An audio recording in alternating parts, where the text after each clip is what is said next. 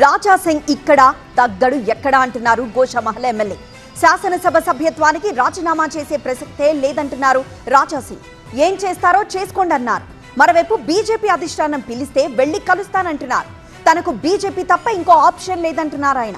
అయినా సరే బీజేపీ తప్పుడు నిర్ణయాలు తీసుకుంటే ప్రశ్నిస్తానంటున్నారు. బీజేపీ తనను పార్టీ నుంచి సస్పెండ్ చేసినంత మాత్రాన ఎమ్మెల్యే పదవికి రాజీనామా చేయాలని ప్రశ్నించారు రాజా సింగ్. తాను ఎమ్మెల్యే పదవికి రాజీనామా చేయబోనన్నారు. నా గోషామహల్ ప్రజలు నాకు గెలిపిస్తున్నారు. నాకు ఎలక్షన్లో ఇట్లాంటి కూడా సపోర్ట్ చేయలేదు. ఎప్పుడు కూడా ఎలక్షన్లో నాకు ఏమి కూడా సపోర్ట్ చేయలేదు. మూడోసారి కూడా గోషామహల్ ప్రజలు నాకు గెలిపిస్తున్నారు. రాజీనామా ఇచ్చే అసలు అది ఆ ఛాన్స్ కూడా రాదు. నేను ఈయన కూడా ఏం చేస్తా చేసుకోండి. గతంలో కూడా చెప్పినా ఇప్పుడు కూడా చెప్తున్నా. తాను బీజేపీతో తప్ప మరో పార్టీతో పనిచేయనన్నారు రాజా సింగ్. ఎప్పటికైనా తిరిగి బీజేపీలోనే చేరతానన్నారు. ఇప్పుడు నేను కాంగ్రెస్లో వెళ్ళలేను, బీఆర్ఎస్లో వెళ్ళలేను, ఏ సెక్యులర్ పార్టీలో వెళ్ళలేను. ఎందుకంటే హిందుత్వం మొత్తం నిండి ఉన్నాయి కదా, వేరే పార్టీ మ్యాచ్ కాదు.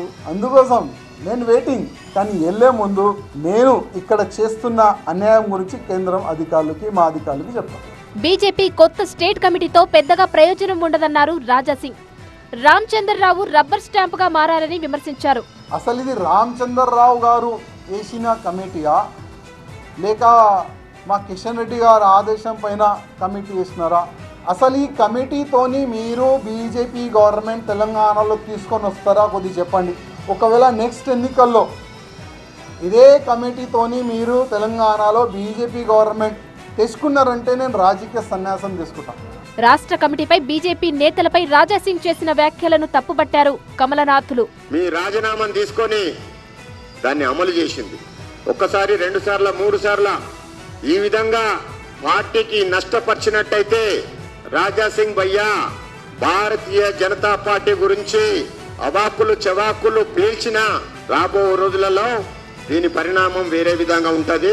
రాజా సింగ్ మరోసారి బీజేపీపై కామెంట్ చేస్తే పరిణామాలు తీవ్రంగా ఉంటాయని హెచ్చరించారు ఆ పార్టీ నేతలు.